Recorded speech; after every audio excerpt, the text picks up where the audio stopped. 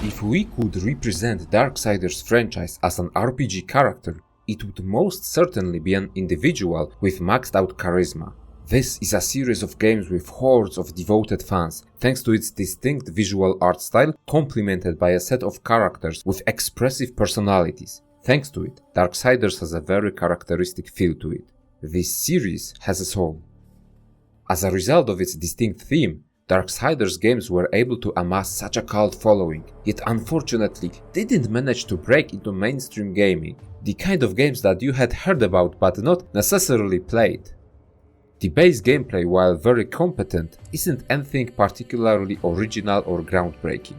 Each game from the franchise offers its own spin on the formula, from action-adventure hack and slash to more open game with clear Legend of Zelda inspirations. Even the latest, Darksiders Genesis, changed the formula by using isometric camera. Darksiders 3, released in 2018, represents the series' takes on Soulslikes. As a fan of this type of games, having beaten Dark Souls trilogy, I'm curious as how the developer, Gunfire Games, managed to incorporate parts of challenging Souls-like mechanics into their game. No! This is delayed review, Darksiders 3.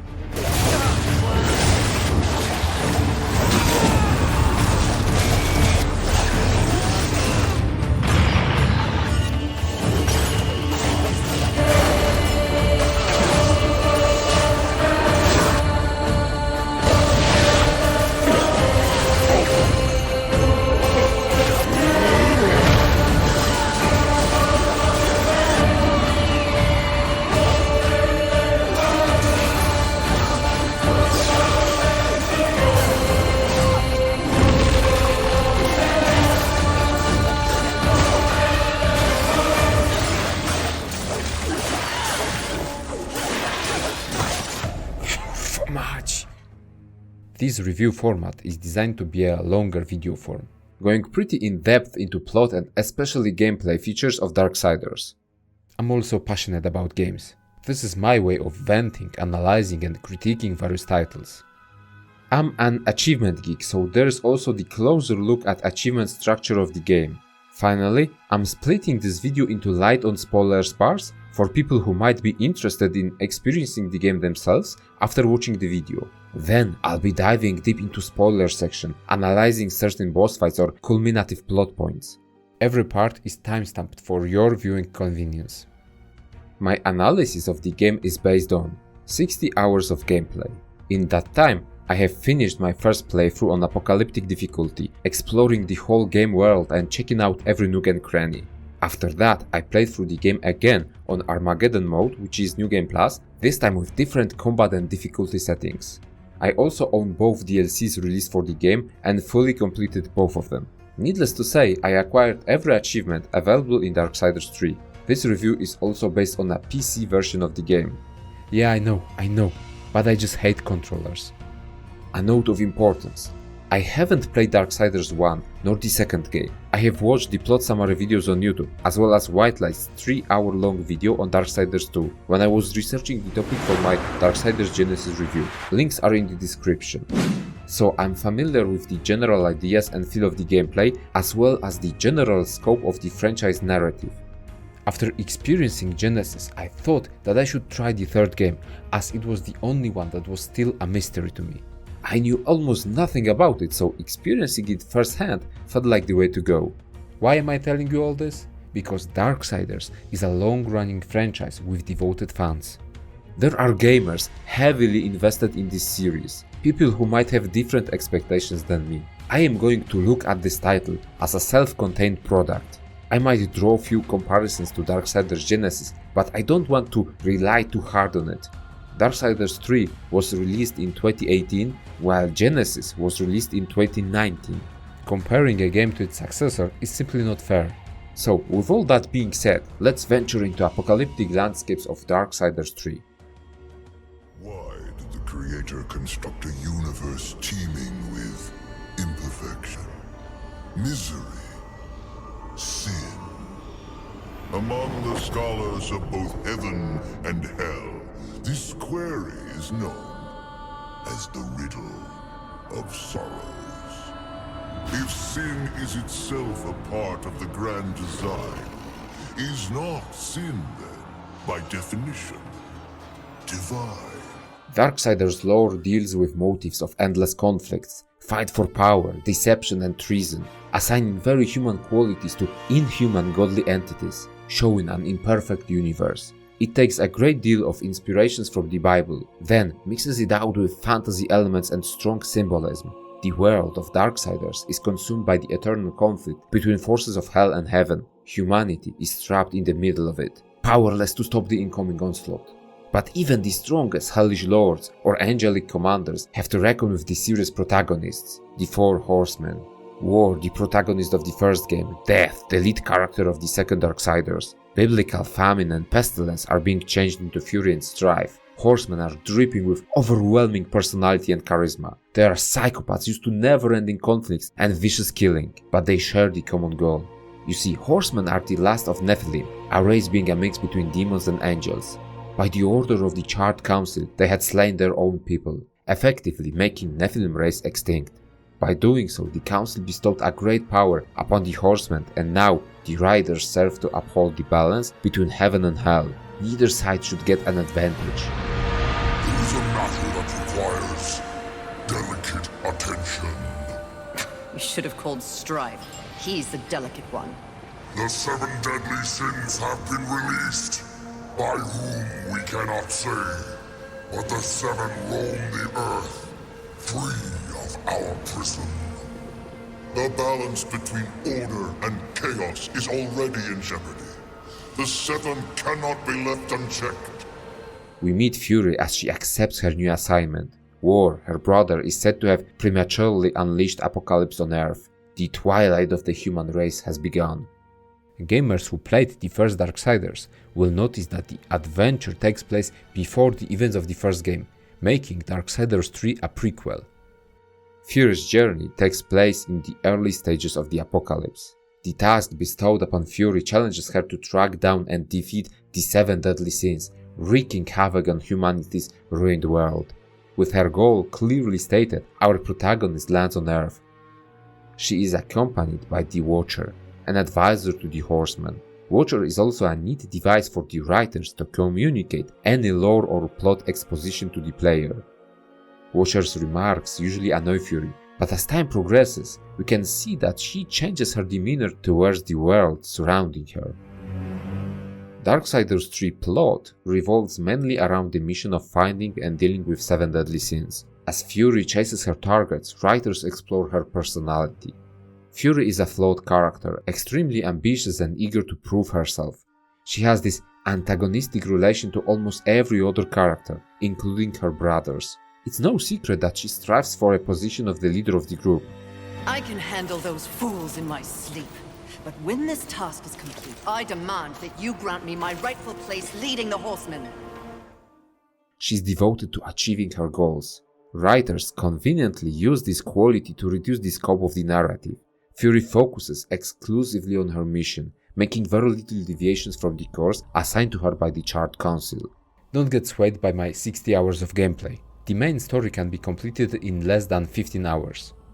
Fury's character is very similar to other horsemen. She's a total psychopath. Her impatience and short temper make her a hard person to be around. To be honest, I perceive her as the least charismatic out of the 4 horsemen of the apocalypse. In a series based so strongly on likable, well-defined, charismatic protagonists, it's a problem. Fury is characterized by her antagonistic demeanor. She is aggressive and impatient. And finally, Fury, terrible engine of rage. You are the machine that... Are we to waste our time on ceremony, or are we to fight? Step forward and recognize, Horseman. You are the most impatient of your kin.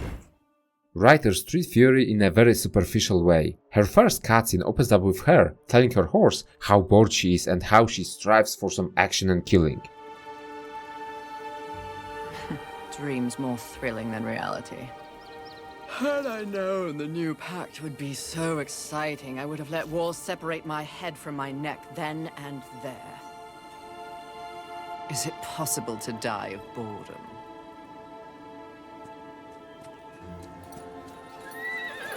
Rampage. Bored as I am, perhaps you're just lazy.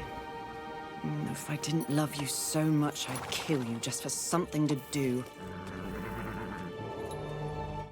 It gives the vibe of an opening of students' first ever novel or fanfic. Fury literally has to tell the audience that she wants to do some killing, which is such a psychotic and weird thing to say. Not only that, throughout most of the game, writer's approach to Fury's character doesn't change. She is still defined by her stubbornness, impatience and anger. Is she named Fury because she's in constant state of being displeased about everything? Because if that's the case, then this is a very shallow, skin-deep approach to writing. I will never understand their attachment to such things. Mistress. They cling so desperately to this iconography. The symbolism of heaven and hell. They? Humanity. As Fury continues her mission on Earth, seeing the scale of destruction, the remnants of human race's achievements, she starts to slowly, reluctantly change her perspective on humanity. This change of heart is explored thanks to her conversations with the Watcher, but I could not help to roll my eyes whenever it happened. This is character growth done very by the book, without any finesse or understanding your own lore. Writers signalize to the audience, see, she is slowly changing, maybe not yet realizing it, but there is a change. You're kidding. I am. Look at you, learning to identify humor. That's character growth. Fury is a character thousands years old, which she brings up repeatedly. She had slain her own race, served under Charred Council for ages. She should have seen civilization's humongous rises and tragic downfalls of societies. For her, the events on Earth are just a fleeting moment in her overly long life. This is why it's so hard to buy her change of heart towards humanity. Please, no, just kill me. Now stop your blubbering, human. Come to me. Come to me. Now. Do you want to live? What? If you want to live, I can send you to a safe place. Safe as any, I suppose. Touch it.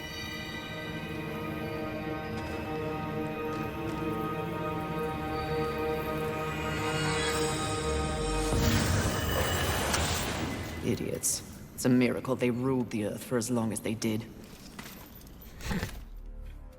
Fury perceives humans as an inferior beings, speaks to only one of their kind in a very demeaning way, and then, during her adventures, saves a couple of survivals without even talking to them.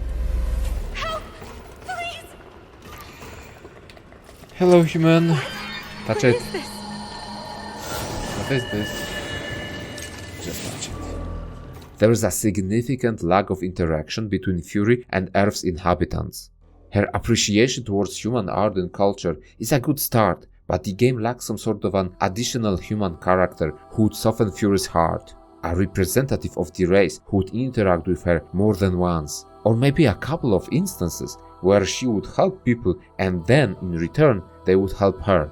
Maybe experiencing a selfless deed would be the way to go, or saving a family, tending for each other, showing care and love, the noblest of human race's qualities. Bah! Even Fury's remarks about human culture could be explored more. You see, I have played Darksiders Genesis, and in that game we journey through the remains of Eden, the Nephilim-destroyed world. There are multiple examples of an impressive architecture, so maybe Fury could draw a connection between Earth and Eden, both civilizations with great potential, rapidly developing into greatness, being cut short by total annihilation. It opens up the possibilities to explore guilt, delve deeper into Fury's character. But I guess it would have been too complex. And I know that I went on a rant here, but I'm tired of superficial approach to plotting games, especially if it's a title with so much potential. And if you are going to point out the pep talk Fury receives towards the end, I'll talk about it in the spoiler section. Right now, I'm talking about the story in 90% of the game before the narrative climax. The barren approach is extended towards Fury's behavior. It seems like writers interpreted the word Fury as being very angry. And that's the main quality of the lead character. protagonist's constant anger feels childish and tiring. I was hoping for a character who would turn into a furious menace in the heat of battle, a total psycho taking ecstatic joy during killing sprees, a force of nature. The gameplay shows how powerful Fury can be, but I think there is a lack of some additional voice lines. Just imagine a maniacal yet furious laugh every time Fury's wrath meter would hit max capacity or during kills. It would definitely be more of a challenge for the voice actress, but it's definitely a more interesting approach to the character.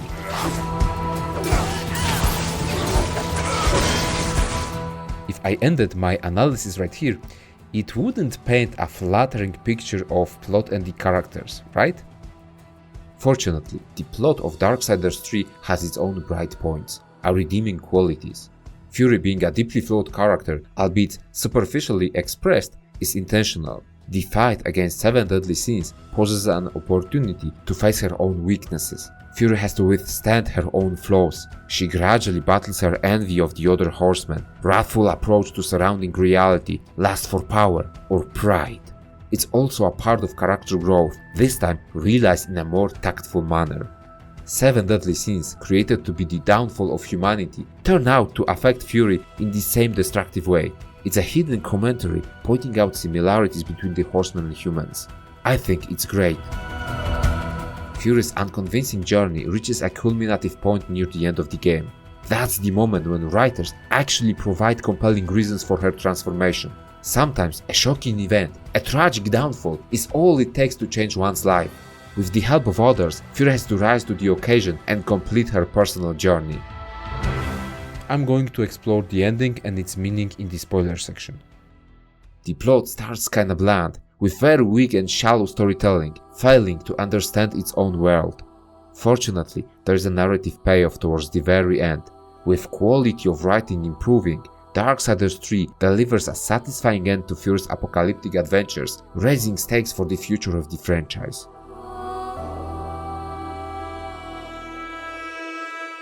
Darksiders' identity is built on foundation laid out by the lore and charismatic edgy characters. But it's the high fantasy, over-the-top art style that complements this world. A dark-skinned, muscular, long-haired metalhead wearing a white mask resembling Skull, placed on the cover of a game, almost got me to buy Darksiders 2 years ago when I knew almost nothing about the game. Character design aims to look spectacular, cool, edgy. It represents the art style that I know perfectly well from Blizzard games like World of Warcraft. You know, huge, bulky shoulder pads, incredibly heavy, unpractical armor, or oversized blades. Grotesquely muscular characters, richly detailed hilts or parts of the chest pieces make even the lower grade armor sets look like royal ornamental outfits. This kind of art style is designed to look impressive, not realistic, and definitely not functional. Having played World of Warcraft for 12 years from vanilla till Warlords of Draenor, I can say that I get it. I would consider myself to be a connoisseur of this fashion choice. So how does Darksiders 3 execute the artistry known and loved by the fans of this series? I would say pretty well. That's a nice view.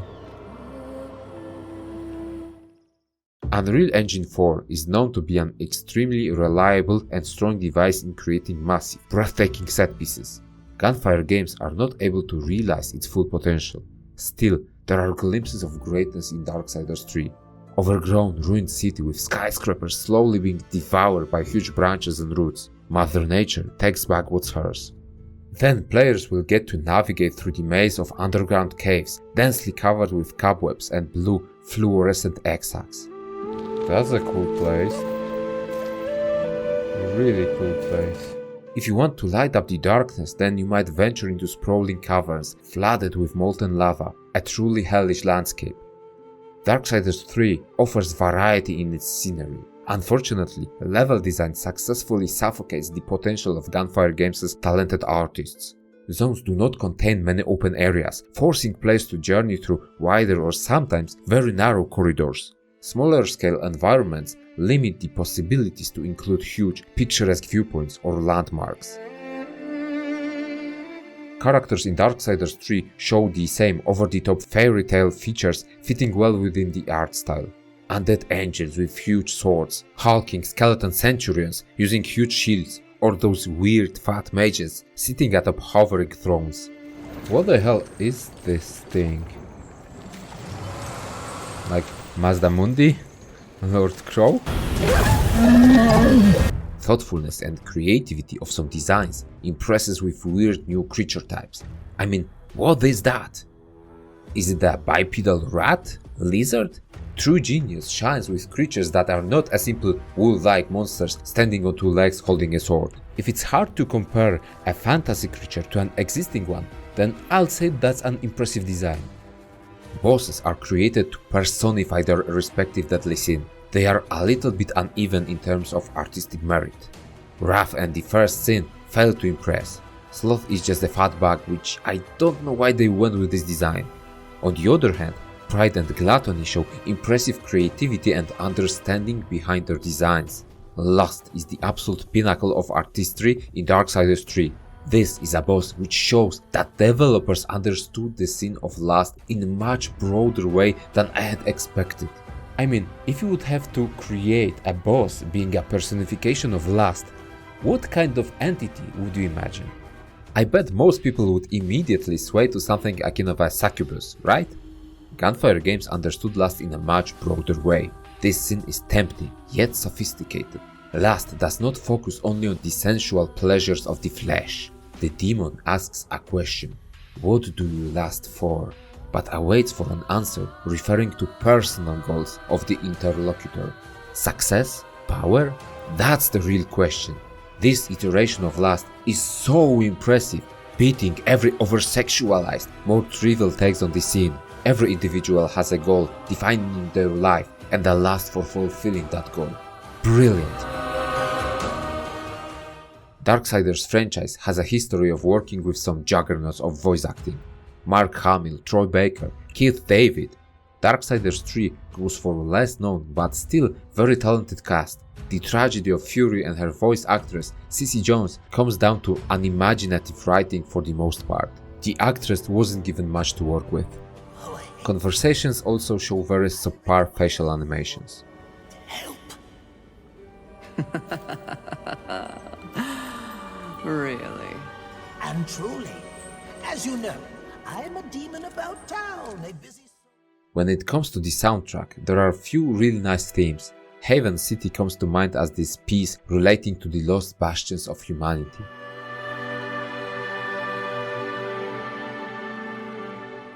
Every boss has its own combat theme, which is a nice touch. Most of those are just the proper fighting themes, but again, I have to highlight Lust's theme. It's this sensual tango fitting perfectly to the fight. It's not over the top and suits a little bit slower, elegant combat experience. Just wow. The work done by the composer, Chris Velasco, is a proper one. It shows a good understanding of the source material. Unfortunately, devs do not use it to its full potential. Many music tracks tend to get lost in the ambience. Then there is this triumphant music track which gets overused at every cinematic when Fury does anything remotely heroic. It gets old really fast.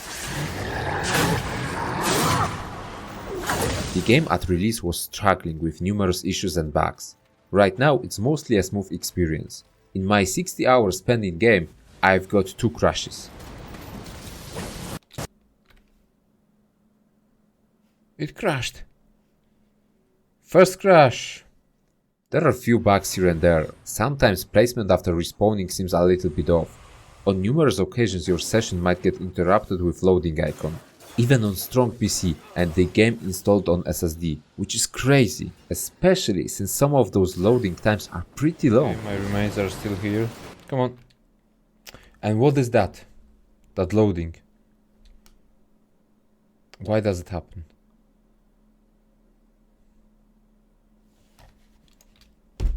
It's the second time this thing happens.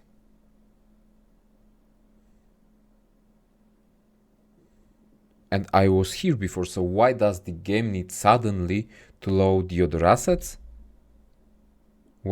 I don't understand why this happens.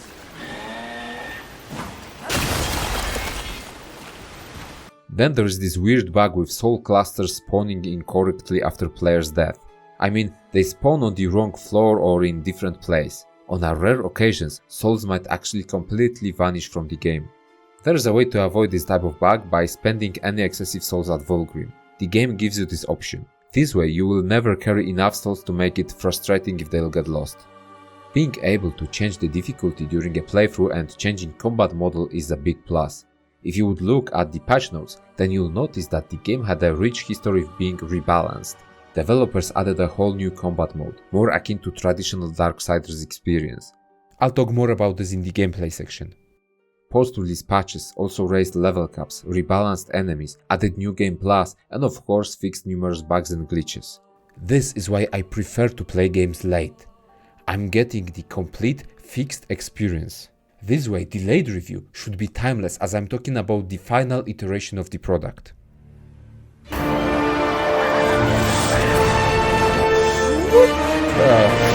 Oh yeah! Come on, no hit!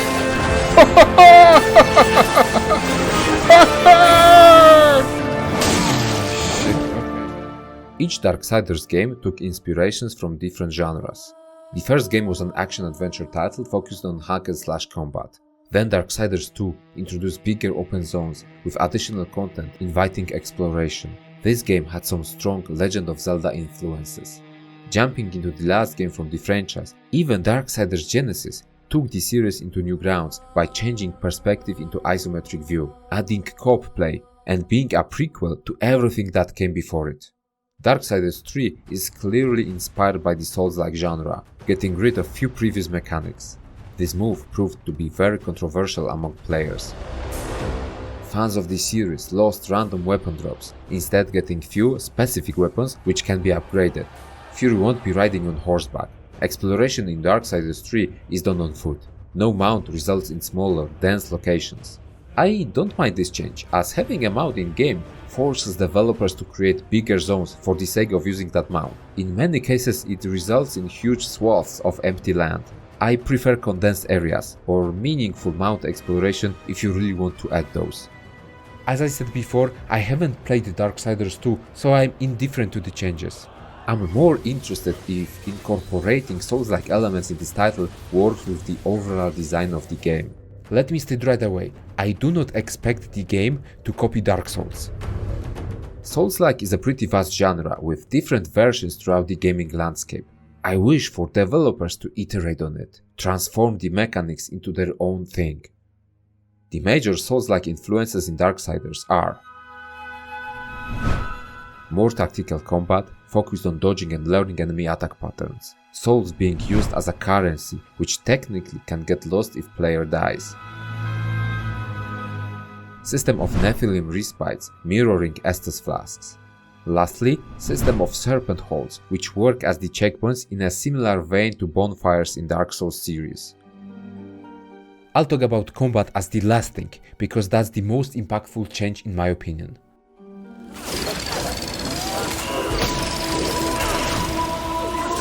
Souls dropped by every enemy become the standard currency of Darksiders 3. The merchant demon Vulgrim makes his return. Souls can be spent to either level up Fury or to buy items from Vulgrim. In most of the Souls-like titles, there is a big emphasis on dying and losing all of your currency. Darksiders 3 takes a more casual approach. Whenever player dies, a soul cluster spawns. It doesn't matter how many times player dies, souls will be waiting in a given spot.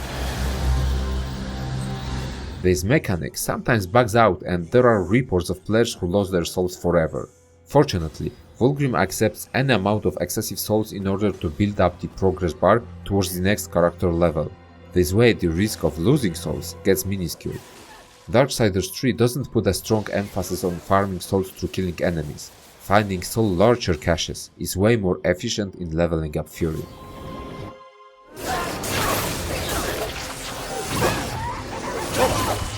No. What? Too late.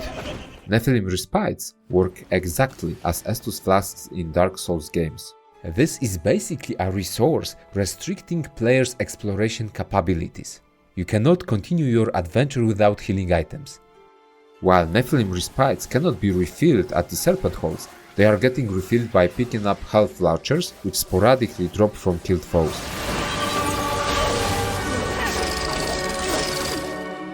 In general, this is another simplified Souls-like mechanic. Greetings. Serpent holes, Take your depths, time. sunken traps. Serpent holes work in two ways. First one is the checkpoint system. Each serpent hole is also a spawning point for Vulgrim, which essentially means that player can offload any number of souls in order to secure the progress. The other application of the serpent hole system is fast travel. Fury can warp between already unlocked spots as she wishes. Okay, combat. This is the most divisive part of Darksiders 3.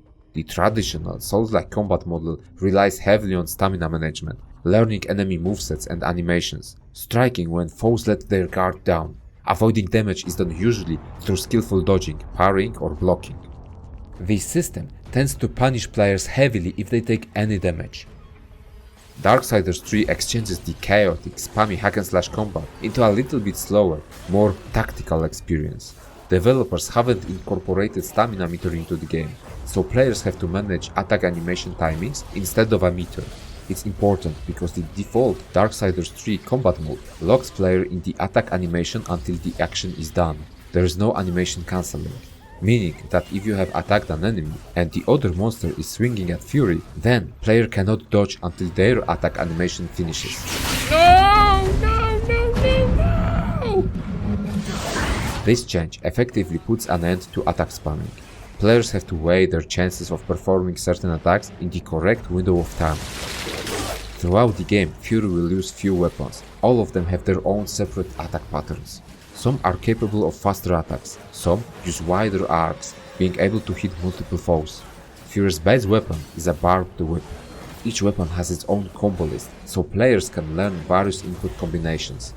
The depth offered by executing various combos is a welcomed gameplay mechanic, but it doesn't play out well with Souls-like combat system. Losing responsive control of Fury puts player in danger, especially in situations where there are multiple enemies to track. Not only that, various monsters have at least one offensive ability in their arsenal capable of breaking through players' attacks. I mean, the monster will still take damage, but the impact and slight backward animation won't play out. Instead, monster will continue to attack. Usually that's a heavy damage ability. On harder difficulties, it can one-shot or two-shot player, also throwing Fury off, opening her into receiving more damage or a combo follow-up. So the safest way of playing is to control your movement and strikes. Never overextend.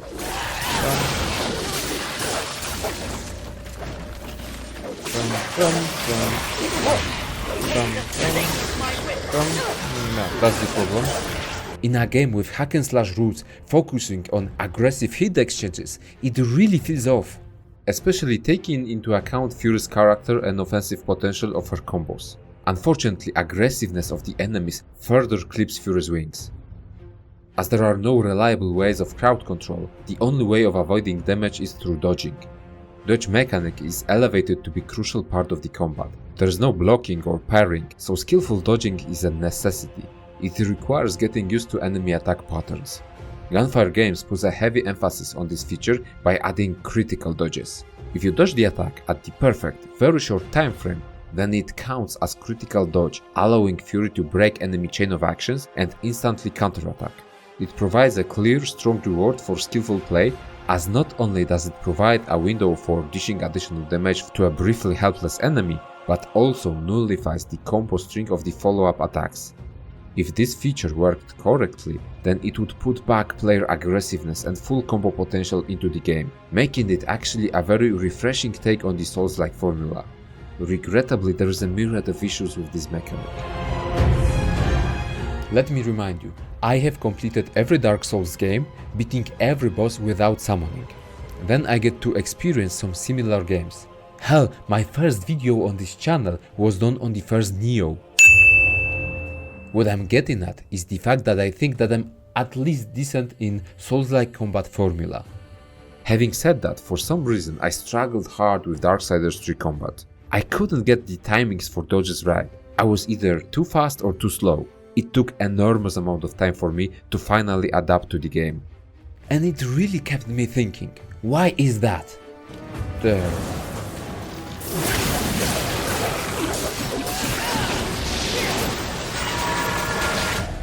Kurwa no!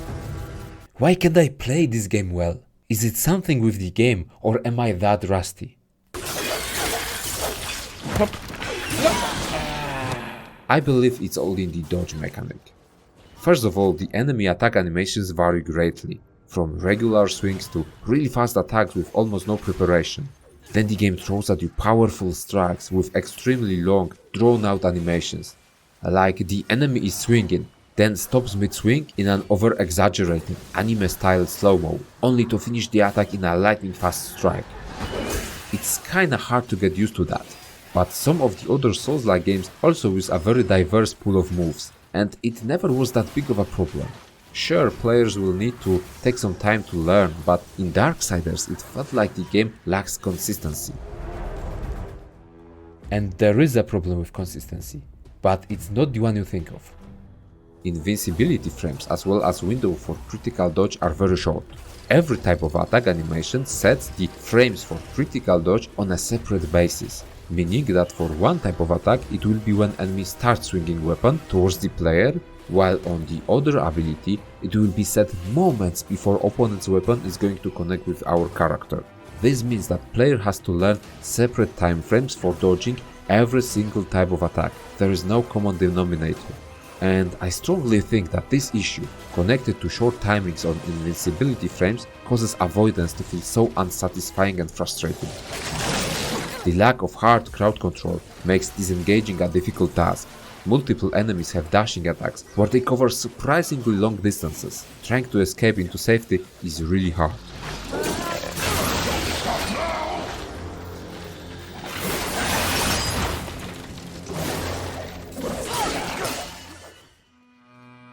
Using any consumable, for example Nephilim's Respite, is tied to staying still for a while. Finding safe ways of using killing items has always been a part of Souls-like games. Here, due to enemy aggressiveness, especially in larger groups, as well as various long-distance dashing attacks, it's difficult.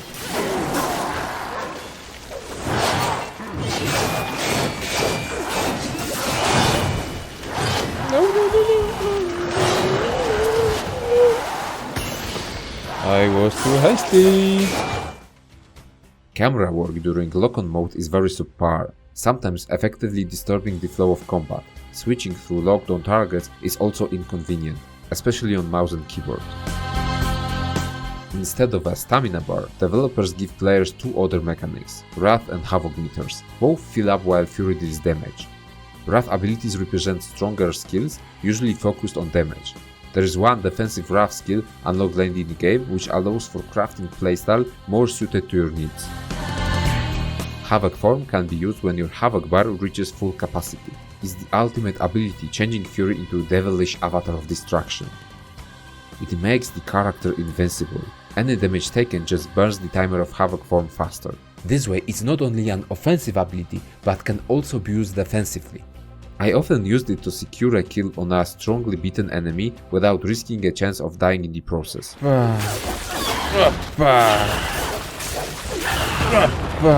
Havoc form, fuck that!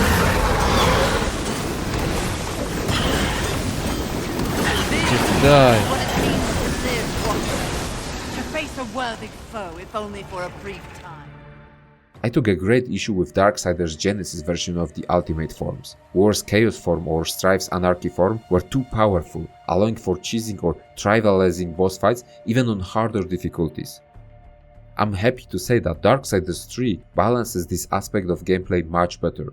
If you build your Fury focusing on Havoc form, then it can get powerful, but never reaches the ultimate overpowered levels, at least on harder difficulties. Easier difficulty options are subject to different rules, since the aim isn't to provide a meaningful challenge. Okay, now it's time to admit that I laid a trap in the combat section. Assuming my videos were more popular, being watched thoroughly by more than 4 people, thanks mom, I bet there would be at least one comment pointing out different combat options. After a very divisive mixed reception on launch, developers got back to work and few months later added new combat mode. Players are able to switch from one mode to another at any time, so what I was describing till this point is so-called default mode. That's how the game was originally supposed to work. The new classic mode of combat changes two things. It adds animation cancelling. Dodge receives priority over attack animations, so you can choose to dodge mid-swing in order to avoid incoming hit. The second change allows for using Nephilim's respite instantly. Players no longer have to hunt for the ideal, safe opportunity to use the healing item. It's much safer now. Classic mode changes the combat dramatically. It gives some of the initiative back to players. Combat is still reactive, but Fury can finally risk squishing in more combos because it's easier to recover. This mode makes the game easier, sure, but with the foundations of the combat system being flawed, it's the best we could have hoped for. It makes Darksiders 3 gameplay much more satisfying.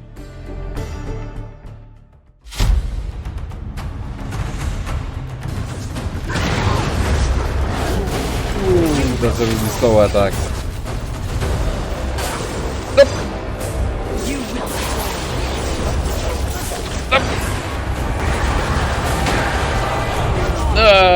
Mistimed it.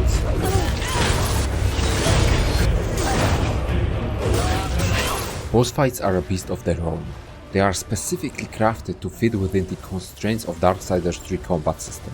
Encounters test players' skill, requiring learning boss attack patterns. Rarely are they unfair, but they can instigate frustration. Oh shit! I need more HP. Charge, charge, charge, charge!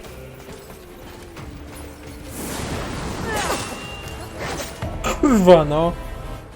In one-on-one scenarios, it's also easier to sneak in some extended combos into the fight. Boss fights usually contain multiple phases, with enemy growing more restless and changing attack patterns, often adding some new abilities or even changing the layout of the combat area.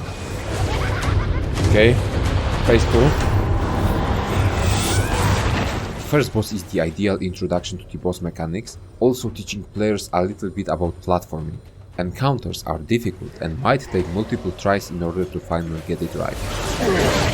I love that fact. I deeply enjoy when a game throws a particularly strong, well-designed boss for me to beat. I crave the learning process, being overwhelmed at first, but then slowly learning parts of the fight, noticing patterns. In my opinion, that's the best quality of Soulslike design. Why? Because after countless failed attempts, when player is finally able to take down the mighty foe, the feeling of exhilarating satisfaction is the greatest reward you can ask for. In those moments you feel you are alive. It might seem funny to you. Different people see various ways of challenging themselves. This is the one that I particularly love, and I have no problem admitting it. The boss fights in Darksiders 3 are solid. I'm going to talk more about each boss in the spoiler section. I encourage you to, at least, check my opinion on Last. I already touched on the boss' great visual design and distinct soundtrack. I believe that Last is the best encounter in the base game, and as I wiped countless times with this fight, I got to analyze it thoroughly. This fight shows some hidden intricacies of Darksiders 3 boss design. Level design in Darksiders 3 operates around smaller, semi-open spaces connected with each other through corridors. There are few main pathways, usually branching out into few smaller dead ends or shortcuts into other main pathways. Fury can use her whip to extend her jump, but it's mostly a gimmick, usable in few designated places. The game uses a lot of additional loot which is clearly visible from afar as a way of incentivizing player to explore side areas. Player might find additional souls, consumables and upgrade materials. The game suggests that it's non-linear, allowing players to hunt multiple scenes at the same time. In reality, rarely there is a significant choice. After unlocking Flame Hollow, there are two possible ways of progression. So there is a choice, but it's minuscule. Hollow powers are the main way of progressing through the game. You see, during early exploration, players are going to encounter various blocked pathways or weird non-interactive landmarks. Those places are going to be accessible in the future. That's definitely something for the future. There's another zone for the future. There is something for the future. Ooh, there's a climbing wall. Like, if you play enough games, you can see it. It's a climbing wall. Hollow powers represent a direct progression tied to the plot. After defeating certain sins, Fury will be granted new powers by the Lord of the Hollows. Each Hollow comes up with new weapon as well as new weapon effect, wrath ability and skill tied to exploration. There's also the cool effect of changed hair color. To give an example, the first obtainable hollow, the Flame Hollow, comes with Chains of Scorn, a fast weapon which can set enemies on fire. Fury's Wrath ability gets changed, so now she gets engulfed in flames and deals additional fire damage. When it comes to exploration, Flame Hollow allows for lava walking as well as allows for a charged up higher jump. This way Fury unlocks new places to explore and can continue her journey. Also, Flame Hollow burns spiderwebs, blocking various paths, unlocking even more additional areas for exploration. Other hollows allow for gliding on whirlwinds, sticking into walls and ceilings, or walking underwater. The last thing makes underwater levels unexpectedly nice and pleasant. Every player's favorite thing. Underwater exploration. After obtaining new hollows, player is expected to backtrack and unlock new, previously locked pathways. Some of them will lead to new bosses, others will unlock new loot. Okay, so I am back in this place, and finally I can fully explore it, so let's go. Developers added the compass at top of the screen to guide players into the next scene, so they won't get lost. Puzzles are the staple in Darksiders franchise. Genesis had some really inventive and surprisingly complex puzzles, so I had high hopes for Darksiders 3. Gunfire games weren't as thorough in their conundrums. Most puzzles are pretty simple, with only few requiring deeper thought processes. However, mixing various hollows in order to progress through some environmental riddles deserves praise. There are some neat mix-ups, like using Void Hollow to rotate the mechanism and then slowing it with Stasis Hollow in order to be able to jump to the next segment. Or mixing Frost with Flame, freezing the water surface and then switching to Flame Hollow in order to jump high enough to grab the ledge of a rock formation. Puzzles are simpler, but still offer some imaginative combinations. Hollow powers are essential to plot progression and exploration. What about character progression?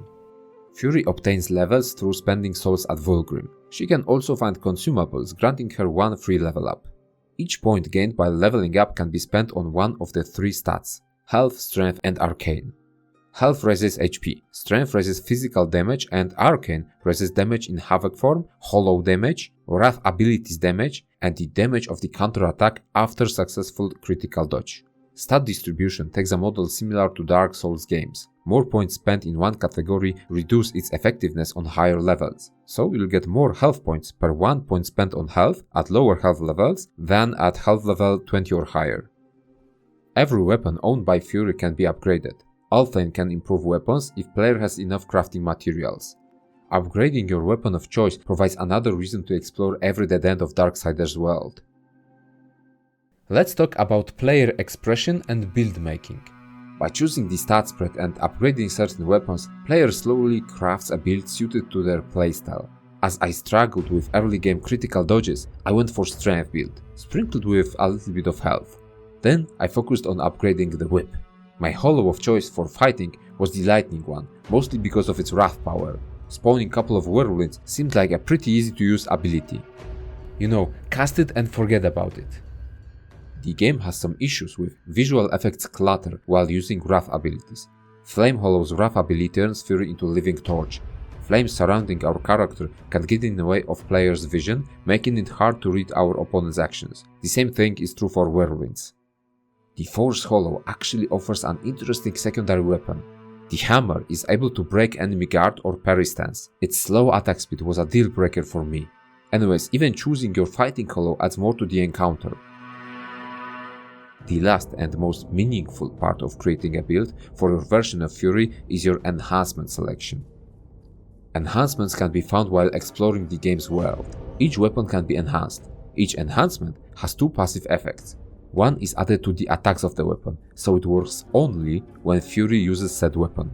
The second effect is online all the time, as long as it's attached to any weapon. This way, the more weapons player had unlocked, the more passive enhancement slots would be open.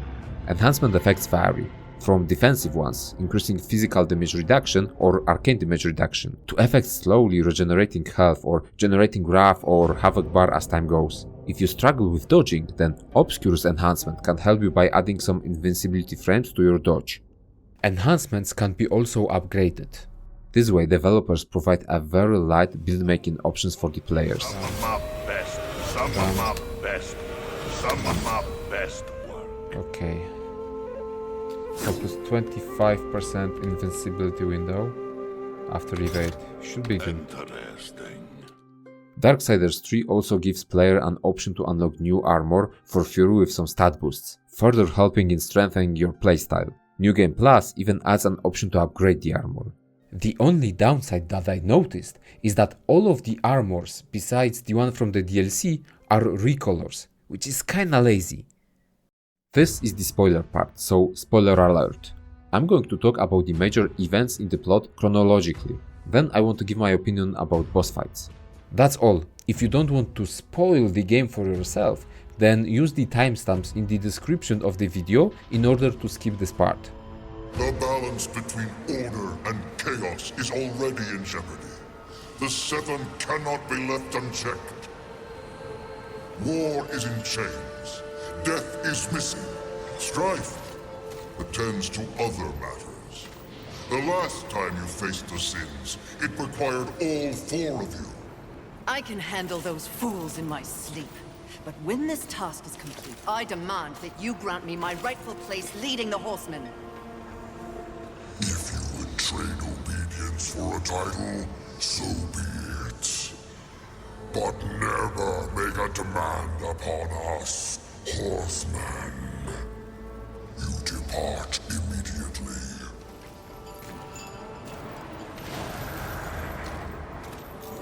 Greetings, Miss Fury. I must admit, this is a fortuitous fate. A watcher? You doubt my allegiance? Please, be not cross. I am such an admirer. Scratch that. I'm a fan. You are the horseman. The only one that matters. Let's address the first thing. Darksiders fans will be suspicious of the Watcher from the beginning. They will remember Mark Hamill's character from the first game. You had to know it was a one-way ticket. First boss, Envy, is such a good introductory fight. There are 3 phases of the encounter familiarizing players with the process. The attack patterns are easy to read, then there is this ground wave which has to be jumped through. Oppa! I love when fights add verticality.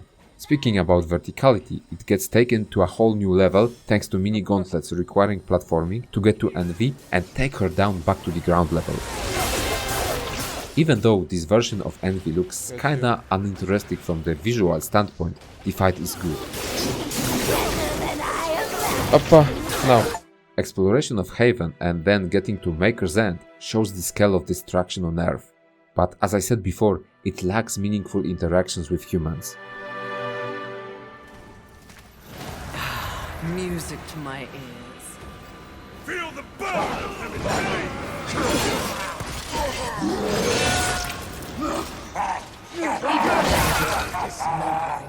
The first encounter with Wrath isn't particularly hard. The Deadly Sin uses simple attack patterns. This fight is important from the standpoint of the plot. Just as Fury is about to strike down Wrath, she summons her steed, Rampage. Rampage! Your master summons you! Rise!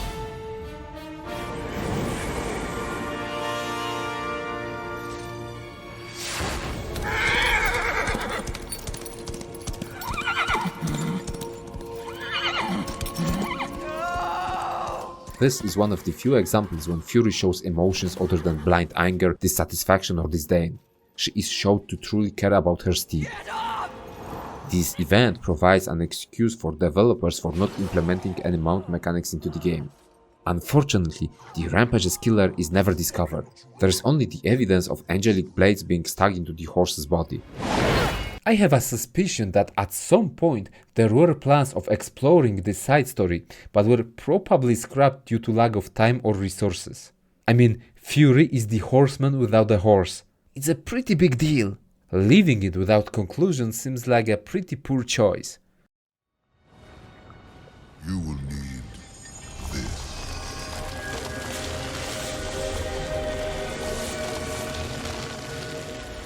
A flame hollow?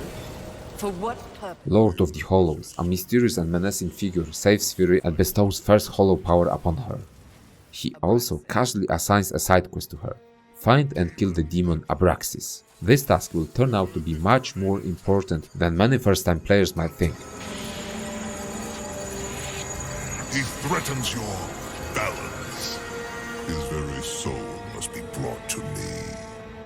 After getting the Flame Hollow, players can go two ways, either track Avarice or try to get to Sloth. This is the so-called non-linear design. I went through overgrown museum filled with demon kids and challenged Avarice first. And man, that fight was my wake-up call. Let me remind you that I played my initial playthrough on apocalyptic difficulty with default combat turned on. Avarice took me to school. Now! What are you gonna do? So that's your second phase. Okay.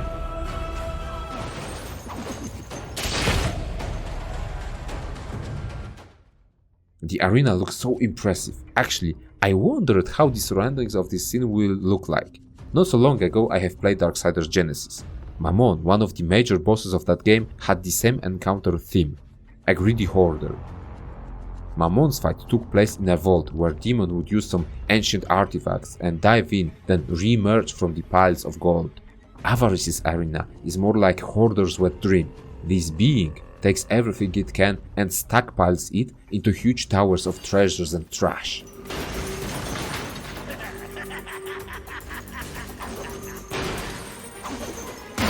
This is another 3-phase fight. Avarice uses a combination of continuous strikes. This attack has a very sudden starting animation and is quite fast. And I was not yet proficient in Darksiders 3 combat system. It meant that I took a lot of hits into the face. Okay.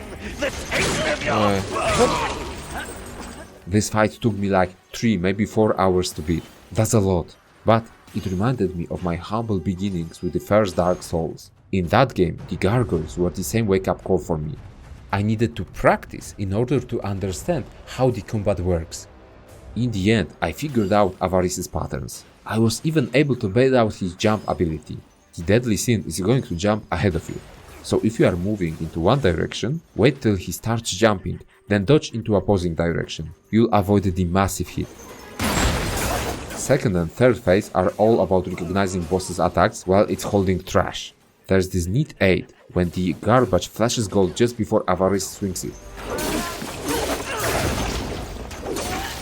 Third phase also adds a trap in form of a new attack, which is very similar to second phase's overhead strike. This time, Avarice holds piece of trash in the air for a longer time, throwing off players, and then delivers a massive blow.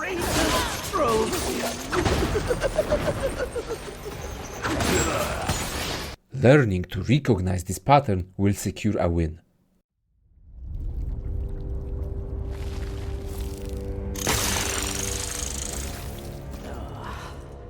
Fury. Fantastic. Your day of reckoning is at hand, Sloth. You will be judged in combat like all the others. Darling. Sloth is just a forgettable boss, both in terms of design as well as the combat experience. I don't like the fatbug aesthetic. The first phase is interesting with Sloth summoning ads. Players have to kill crabs holding Sloth strong. The second phase is extremely easy, mostly due to very slow, easy to avoid attacks. I already touched on artistry and boundless imagination behind Last. This is a very challenging boss. I think either Last or Avarice are the encounters which took me the longest to beat. As I had a lot of practice during this fight, I got to understand it pretty well. Last is a two-phase fight. In the first phase they fight alone. There's this elegant, calm way to the boss movement. Last is not in a hurry. The boss uses few different types of sword swings, which you will just have to learn and get the timings right. Then there's the jump over a player's head. The last and probably the most deceitful ability is the quick riposte with a disengage, after which Last usually charges at the player. This move is the bane of aggressive players. If you'll overextend with the attack, then the quick riposte slash will get you. Okay, first things first, get all your timings right. The more you die, the faster you'll get it. Kurwa no. Always slay Ah! By dying and repeating the fight, I realized that my build might have been weakened on this encounter. You see, I placed most of the points into strength, meaning that even after getting the critical dodge timings correctly, I dealt less damage through counterattack than I would have done with regular strikes, so naturally the fight would last longer. As I got better and better, I learned to always move to the right, so I could avoid riposte attack and the overhead jump without having to dodge, which in turn let me squeeze in additional strike after last jump. Finally, I've got all my critical dodge timings correctly. And then I realized something. If I mistime my dodge timing just a bit, I will still dodge the swing, but I'll be able to follow it with regular attacks, not the counter attacks, dealing more damage. The fact that there is even a window of opportunity for a strategy like this made me appreciate boss design in Darksiders even more.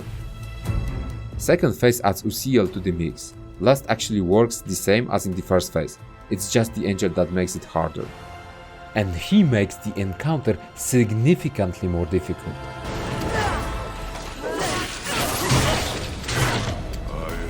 Zajebiście. Sorry that you involved yourself.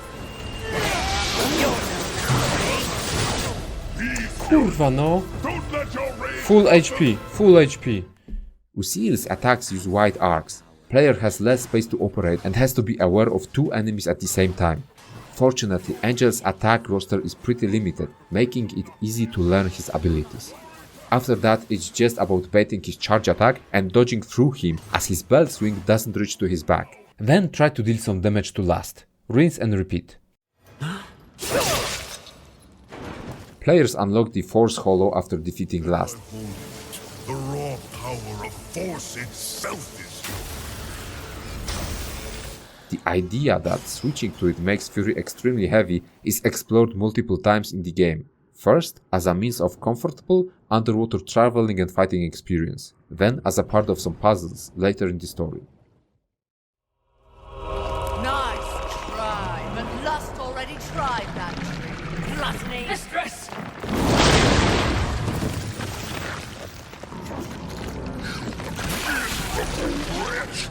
Gluttony shows another fascinating take on the idea behind the scene. The immediate thought coming up after hearing the word would be a fat demon. Artists once again subverted the expectations. Gluttony looks disgusting, with a huge maw placed in the center of its stomach. Then in the second phase, it turns out what we have fought against was just a small part of Gluttony's body. First phase plays around with terrain awareness. Tentacle attacks cannot be dodged, instead player is supposed to hide in the corner. They can even try to hit the tentacle from there. Boss can spawn pools of acid, effectively reducing player's space to dodge. Gluttony will also try to suck Fury into its huge mouth. The correct way of dealing with this ability is to run and dodge away from the mouth, but clever players will use the Force Hollow, which renders this ability useless. The imaginative use of the Hollow during the fight deserves commendation. Unfortunately, the second phase is more of a gimmick. Players have to bait Gluttony into sucking two mines into its mouth and the encounter is done. Second phase looks intimidating, but ends up being just lame. After defeating Gluttony, players are finally able to freely explore the game's world. So I did. Thanks to it, I was finally able to overcome the level curve. I mean, I'm not sure, but I felt a little bit over-leveled from that point onwards.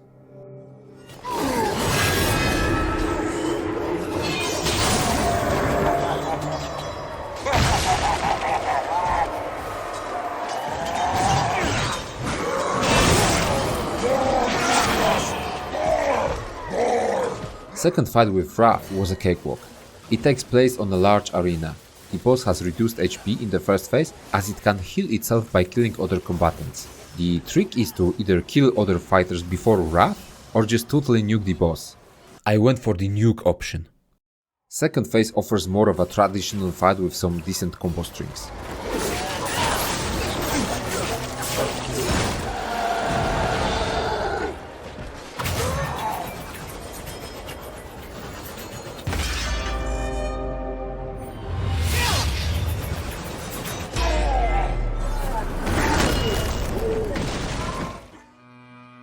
Scar, the wasteland created from the ashes of a city, is also a home to Abraxas. This is the demon that Lord of the Hollows wants dead. Abraxas wants to talk before fighting. Demon tells Fury about Lord of the Hollow's goals. The traitor doesn't like that. The traitor fears change. Better the devil you know and all that. And what of the traitor? What does the Lord of Hollows want? Sometimes the birds win. Sometimes the bats. Balance. But the traitor wants more. The false lord would be a false god. He would hollow this planet as he hollows souls. That is his becoming. This is the side quest which affects the ending of the story, and I believe it should be part of the main narrative. The choice is to kill Abraxas or Lord of the Hollows. Players can also kill both of them or just don't care at all and leave them be. I'm going to focus on my initial choice, which I feel should be canon. I chose to kill Abraxas. The fight is actually quite hard. Abraxas is very aggressive. Demon uses a combo of slashes, a charge attack which has strong one-shot potential for players with lower health. Then in the second phase, Demon creates explosions under Fury's feet. Players have to be really fast, but I must admit, the timing on this thing is hard to get. After killing Abraxas and capturing the soul of the demon, I went back to the Lord of Hollows. His revelations has a significant importance to the plot. I chose to spare him and accepted the gift. Abraxas said you mean to hollow the earth, that you used me to gain the power to do so. The demon who speaks true. Now I have seen everything, but Abraxas did not. Tell me. There was a time long ago when I belonged to the Charred Council. Liar! Is it so difficult to believe that I could be counted among their number? I was a force for balance, believed in the work of the Council. But after eons, I became disenfranchised. Their feeble lip service toward the very concept of maintaining balance became all too dogmatic. They quickly reduced their focus to policing the forces of heaven and hell. But in doing so, they did not account for humanity. Humanity? They are but Hairless simian. Playthings of angels and demons, the forgotten class. But they were meant for so much more. Humans were always meant to embody the universal balance. They were created to evolve. You flatter them. No, they simply do not fear them as others do. Someone needs to prevent humanity from reaching its full potential. They did so with this premature war. And the Council? Allowed it to happen, and no, they cannot prove it. It was removed from their ranks long ago. But I heard whispers and saw the signs. Thus I prepared my gathering of souls, from angels, from demons, from humans. It's an endeavor meant to offer humanity the opportunity to see its potential realized. My final penance for a lifetime of complicity. I don't understand. I am the vessel. You are the guardian. As I said when we met, to achieve balance and save this world from heaven and hell, one must choose a side. I have chosen mine. It's you, Fury. Now, what do you choose? I choose life. It is a good feeling to have a purpose again. Isn't it? My becoming.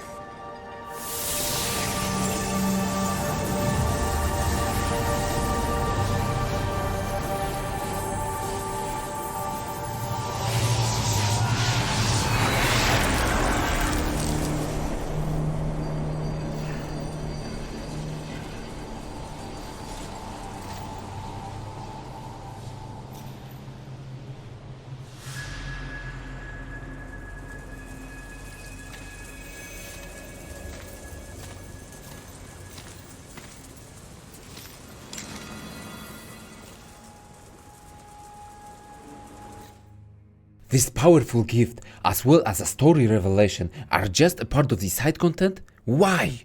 So there would be some different mid-credit scenes with Lilith which doesn't change anything? This is one of the major stepping stones for Fury to actually start realistically care about humanity. It should have been used to enhance her character growth. The fact that this outcome is missable angers me greatly. After everything had been sorted out, it's time to take on the last deadly sin, Pride. Pride subverts expectations again. She has this angelic look and demeanor to her. It's interesting to see a deadly sin, you know, a bad character, looking so pristine. But that's the thing about Pride, it's all about appearances, usually hiding insecurities deeper inside. Again, understanding the sin in a more mature way. Damn, why couldn't the whole game be so mature? Pride offers an interesting fight, albeit a pretty easy one. There are two phases. Boss likes to hide behind a magic shield which has to be broken before Pride could be damaged. Her attacks are easy to dodge. Second phase introduces a moving head, splitting the fighting chamber into two parts with a laser beam. Player has to control Pride's position so the beam doesn't hit them. Now we get to the climax. Fury gets betrayed. Who would have thought that Watcher is an imposter? I used to be so jealous of you, sister. Envy. No.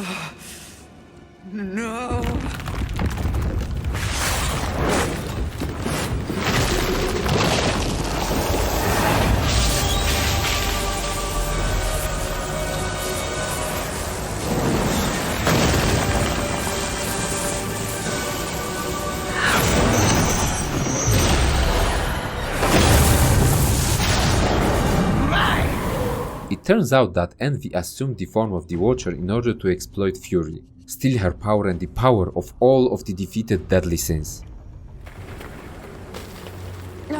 With the other sins out the way, I will destroy the Charred Council once and for all! Only then will the Earth finally be mine!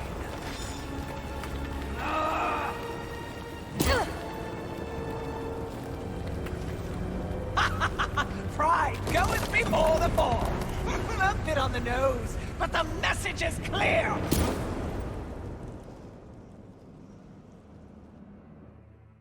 This is the moment that saves Fury's character arc in my eyes. The smaller change of heart towards humanity is insignificant in the face of her greatest defeat. Even a 1,000-year-old being has to acknowledge people who helped her. It's humans with the help of Ulthane who saved Fury this time. They took care of her and now support her when she is at her lowest point, weak and vulnerable.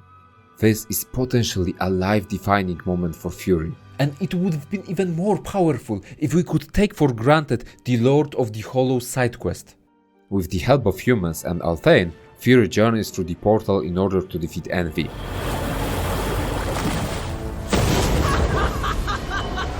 You've been so long watching and judging that you've forgotten how to fight! The Earth will be mine!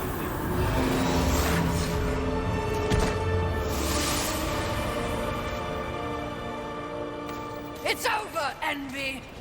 You have failed! Kill her, horseman! We command! Oh, shut up! You command nothing but my scorn, and you will know my fury soon enough! Blasphemy! Yield or die, Envy!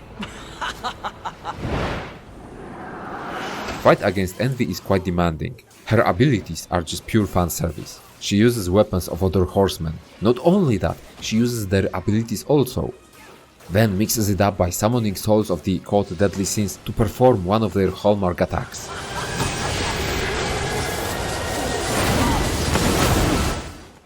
After defeating Envy, Fury turns her back on the Charred Council.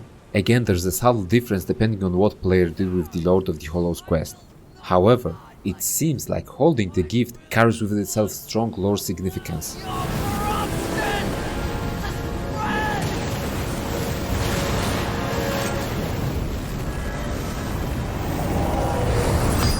Stop! Where did you get that? Deliver that unto us. As Lord of the Hollow said, it gives back purpose to Fury's existence. It is a good feeling to have a purpose again. Isn't it? After turning her back on the Charred Council, Fury finds out that the remnants of the human race became attacked by demons. This is when her true purpose gets revealed. From this point onward, Fury assumes her position as the protector of the human race. That's exactly what must be done. But what humanity needs more than a good hidey-hole is a protector. A protector? I don't understand! Aye. Well, you will. Sadly, you will understand it all as you travel with them. Me? They are in need of a protector, and you need a new purpose. Am I wrong?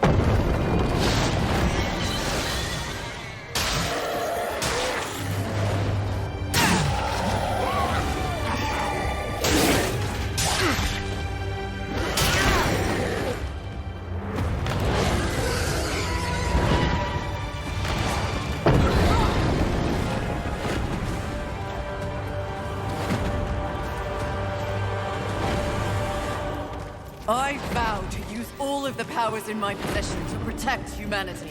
And one day, we will set things right. Together. Writers barely salvaged the plot in a passable manner, but still made some glaring mistakes. I mean, is the Lord of the Hollows thing canon? It should be, as it enhances Fury's journey and newfound purpose. I guess time will tell. With the ending and Strife's cameo reveal, I hope that one day we will get a game dedicated to his story. I'm just wondering, what kind of genre will be mixed with Darksiders gameplay this time? A looter shooter? I heard that extraction shooters are really hot nowadays. Post-release content for Darksiders 3 includes 2 paid DLCs and 1 major free content update. Gunfire Games added New Game Plus to the game in a patch after launch. Of course, it had to be called in an edgy manner, so Darksiders 3 New Game Plus is called the Armageddon mode. But it's not a lazy addition. With Armageddon mode, players unlock higher levels. Fury can become stronger than ever before. Also, only in Armageddon mode can we upgrade armor sets. New Game Plus unlocks new type of materials which can be found or farmed in the world of the game. It allows for further weapon upgrades. Players can also earn more materials, effectively allowing to develop more enhancements. Both 2 paid DLCs received a mixed reception among the player base. It can be seen clearly in the Steam reviews. The major complaint with the first DLC, The Crucible, was the fact that it seemed like cut content from the base game, sold separately months after release. Similar type of content was already present in base version of Darksiders 2, so adding it post-launch felt shady. Darksiders Genesis also has its own version of the Crucible, the Arena.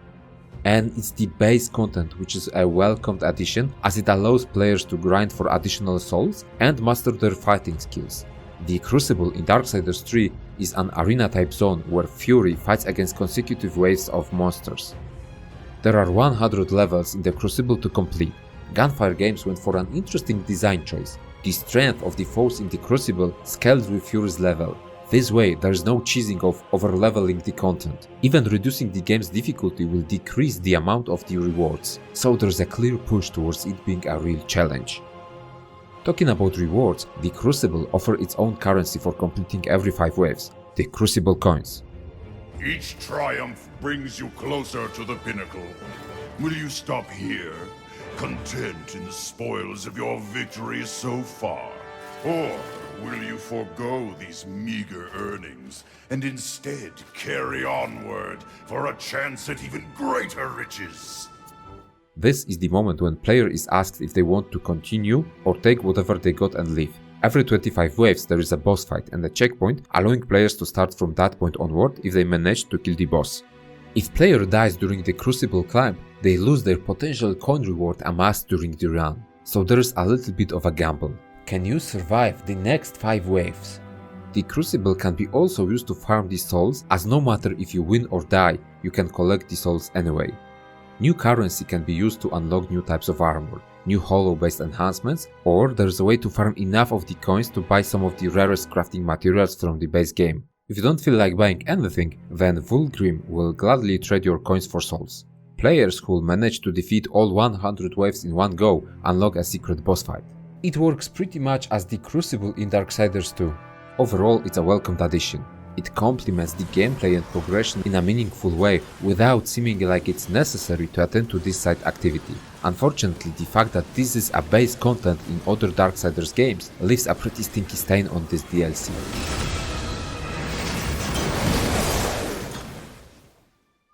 Second DLC, Keepers of the Void. This content pack received mixed reviews mainly because of it being a one non-diversely looking zone, with similar stone golem enemies and bosses that look the same. But I dare to disagree.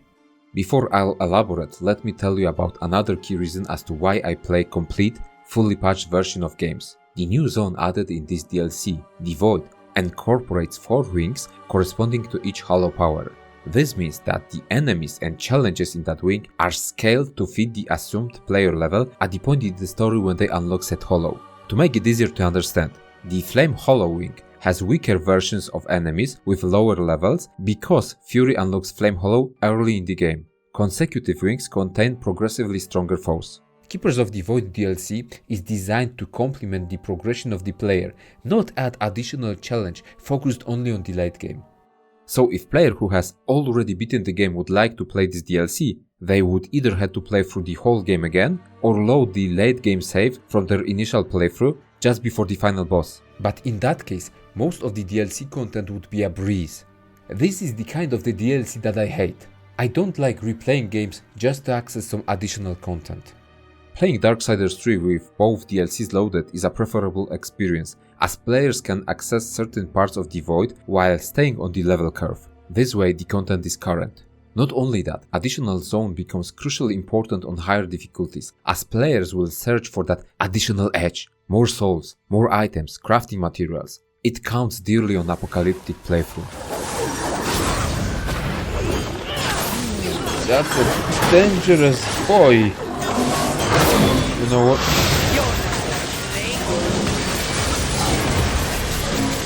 Fuck that. Super force. I can't see anything. And I'm down.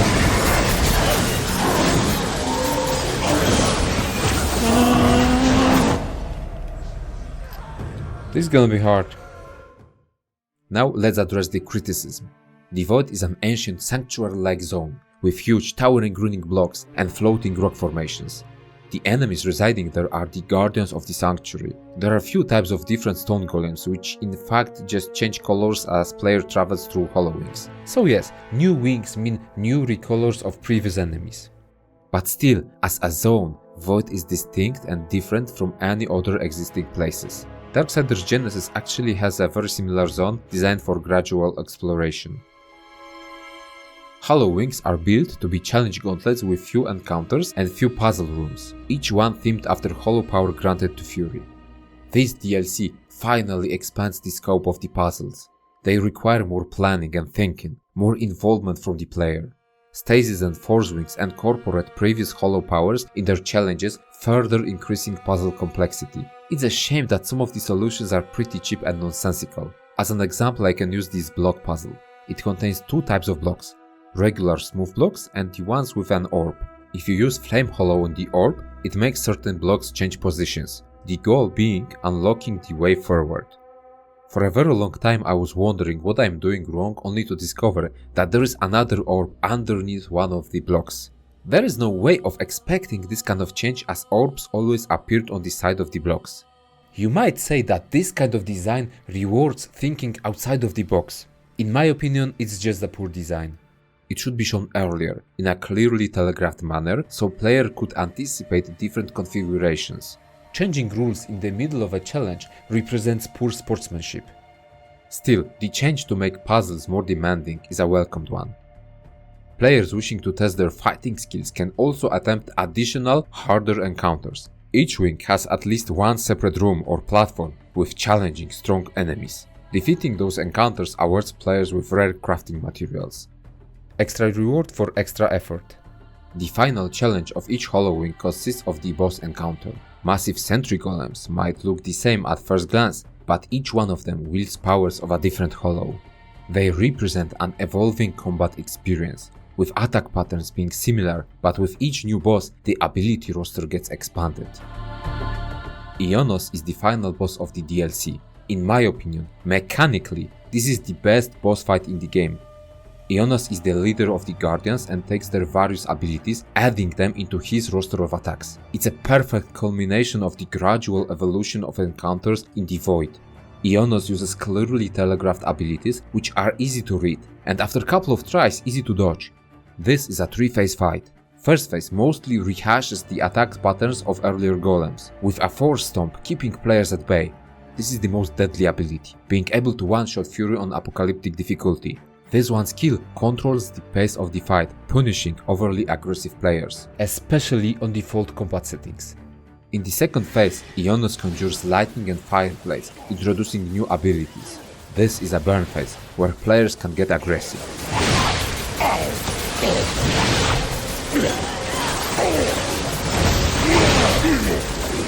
In the third phase, Ionos switches between hollow powers, always combining two hollow abilities with each other. It's a perfect fight, cleverly using previous encounters, so even if player gets overwhelmed at some point, it's easy to learn and understand the fight. I love it.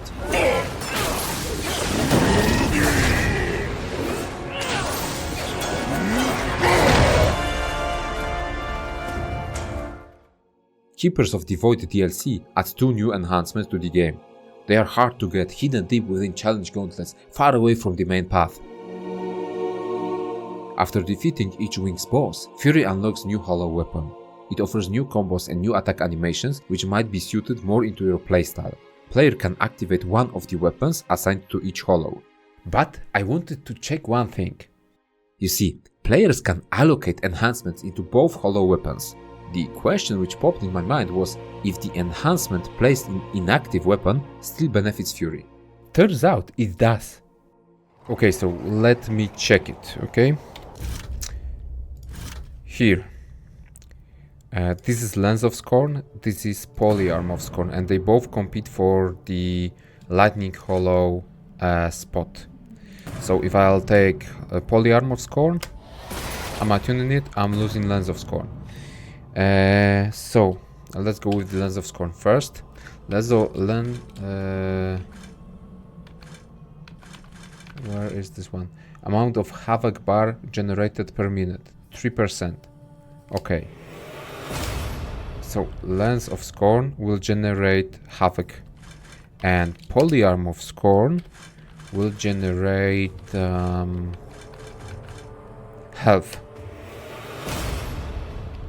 If they both work, then I should generate both havoc slowly and health slowly. Let's see. Okay. I can't really say, but let me use the edge of the building. Okay. And let's okay, let's see. I think the HP bar is progressing slowly. Yeah, HP bar is progressing slowly, so the health regeneration works. Now havoc bar. How will I check havoc bar? Okay, it's gonna be here. By the branch of that giant tree. Let's do it like this. It's out.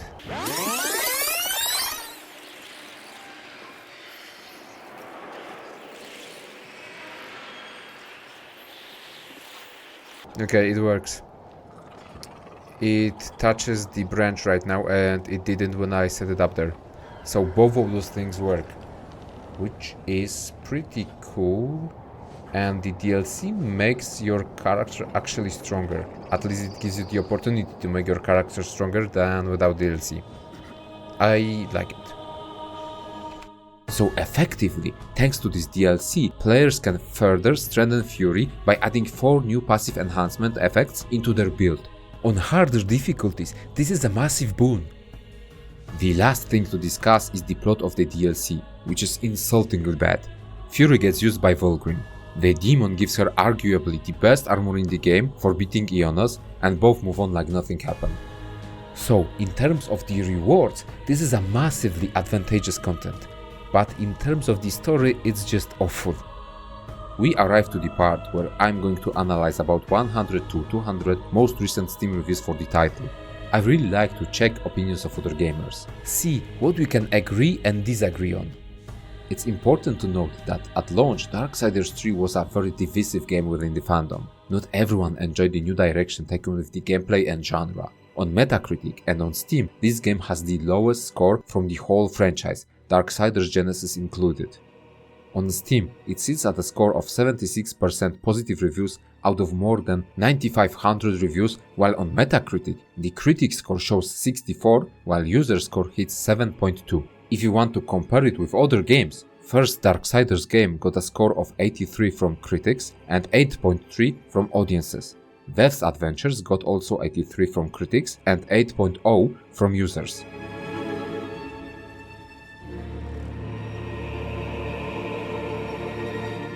Genesis sits on a score of 77 from critics and 7.8 from fans.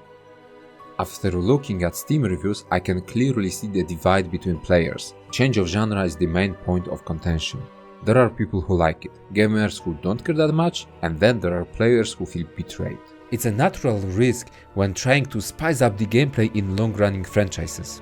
There are few positive reviews written by the fans of From Software games, and Soulslike in general, who praise Gunfire games for the change, so I guess they managed to draw new audiences to Darksiders. As with every Soulslike, there are opinions praising the difficulty, and then the ones absolutely hating it. What I really like is the fact that some Steam users noticed Darksiders 3's slow start, but saw that the game gets wings in the later stages. Reading the positive reviews, you can clearly tell that the game has issues. Steam users point out the general roughness of the title, simplistic RPG elements, occasional bugs, or confusing weak plot. For the negative reviews, the change of style, the combat, and increase in challenge are the main arguments against the title. The game is still divisive. Many people acknowledge that with time it got better, but in the end, it all boils down to personal expectations. Darksiders 3 hosts a set of 64 achievements. First, some important notes for completionists. Not you. There are 2 trophies awarded for beating the game on certain difficulty levels. One awarded for beating the game on normal, and the other awarded for doing the same on apocalyptic difficulty. Both DLCs are also required in order to reach the full completion, as each one of them added few new achievements. Then the second playthrough will be needed in order to finish the game on Armageddon mode. The last note of importance. There are 3 potentially missable achievements. One awarded for killing Glass with Usiel alive. By looking at the completion rate, most people get this one anyway. Then there are 2 achievements tied to finding Abraxas in the Scar. A parting gift is awarded after unlocking the new ending version by killing Abraxas and receiving a gift from Lord of the Hollows. Darksiders 3 rewards exploration not only with useful consumable items and soul lurchers, but also with achievements. There are 20 lost humans scattered through the game's world. Finding all of them is rewarded. The cool thing is that players are rewarded not only with consecutive achievements, but also with a gameplay reward in the form of passive bonuses, so there is a strong incentive to find survivors. Thorough exploration in general is rewarded with achievements. Items needed for weapon and enhancement upgrades provide trophies if player will manage to accumulate certain amount of those. Upgrading weapon to max level as well as upgrading enhancements to full potential also yields an achievement. Trophies focused on numbers are game-wide, which means that they are counted from all of the playthroughs. Doesn't matter if it's a completely new one or a new game plus. The only one that has to be completed in a single playthrough is saving lost humans. Darksiders 3 has its own grindy achievements. Player is tasked to develop Fury to level 50, then to level 100, which is probably gonna happen during Armageddon playthrough. Other grindy achievements include amassing 1 million souls in totality and getting 666 kills while in Havoc form. Getting to level 100 will require around 1 million souls. When it comes to kills in Havoc form, I recommend farming during second playthrough whenever Havoc form is up, or simply trying to get it in the Crucible. Talking about DLCs, the Crucible awards achievements for killing a boss after each 25 waves, completing the whole 100 waves, and then for killing the mystery boss. Second DLC tasks players to complete each Hollow Wing by killing its boss and then defeating the last huge foe. It's pretty straightforward. In general, Darksiders 3 uses a pretty standard achievement formula for an action game. Most achievements are tied to character progression, exploration and collectibles. The game will need additional time sink if you want to get the Armageddon achievement and all of the grindy trophies. Apocalyptic achievement might be a great obstacle for players not proficient in Darksiders 3 style of combat.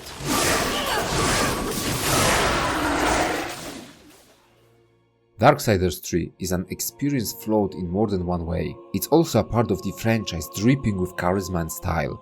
While it's the most imperfect game in the series, it still carries with itself the same energy, dark lore, artistic design and edge.